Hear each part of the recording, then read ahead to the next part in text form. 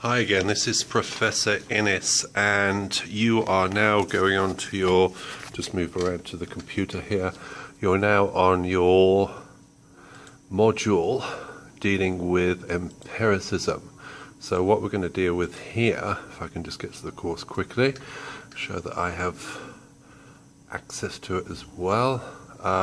What you're going to deal with here with empiricism is still the same argument within epistemology, but you are going to deal with the problem from a possible solution given by Descartes.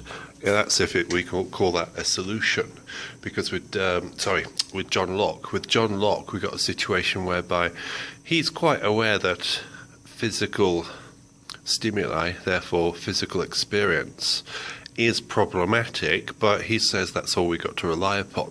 So we remember that the problem is that mind of ours is detached from the external world, and we've got a possible solution, and that possible solution here is that sense experience is all we have to rely upon, so we make good use of that sense experience.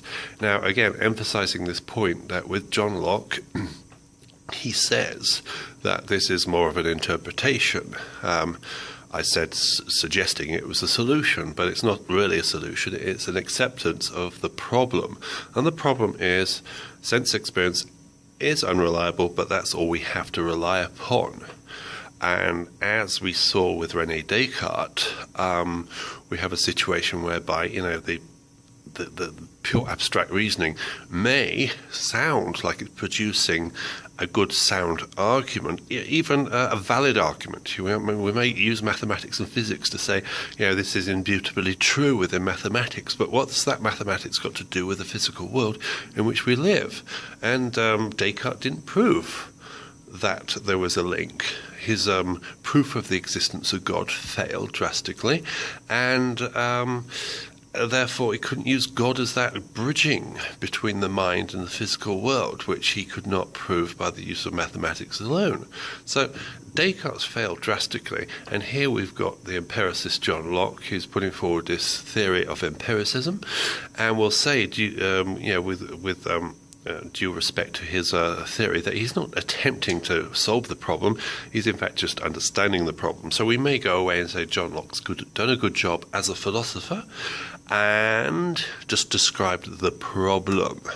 So that could be our interpretation of John Locke, that we just accept there to be experience and we make the best of it. So you're going to go through the videos here, and you're going to go through that understanding. And I'm going to leave you to have that understanding with the videos.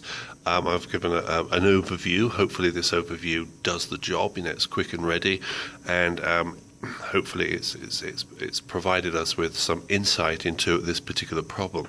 So definitely with John Locke, we're not seeing him as somebody who's attempted to solve the problem. He's just explained the problem. So we may, as I've just said here, maybe more respectful of him as a philosopher than we have of previous so-called philosophers in this course. Right, so with that in mind, I'm going to cut this one short and say we've got enough to understand here. I'm going to mention what you should talk about in your journal. Again, with your journal, you are providing initially you're putting forward some form of evaluation of empiricism. Then I come along and make some comment and write something. Usually what I've written is written to everybody else as well, with some reference to what you've put forward. And then afterwards I say, please go to the helpful hints video and get the instructions from there. So the instructions this time for your second entry, which is the overall third entry for the journal this week, could you think about 3 examples where empiricism would do as well as an interpretation of knowledge? So I'm going to say here, for example, we did not invent the wheel. Instead, we progressed the wheel from our experience of the world in which we live. So I'm going to say here, we saw once upon a time, many thousands of years ago, a log rolling down the hill, and from that we got the idea of the wheel. So the wheel was gained through sense experience and not pure abstract reasoning. So think of 3 examples like that. Not the one I put forward, obviously, but 3 whereby we explain knowledge is gained from experience and not pure abstract reason. And again, this is an important consideration, very important indeed, as far as the use of reason is concerned.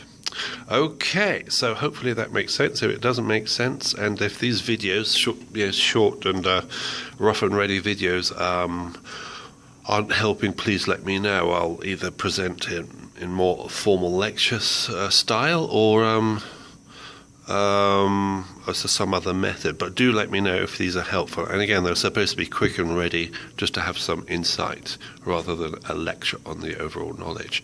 Okay, so hopefully everything's going well, and you're going to let me know if it's not. Send me an email, text, anything, just to let me know what's happening. Okay, any concerns, questions, anything, please let me know. Okay, so I'll speak to you soon in the journal entries, and have a nice module with empiricism.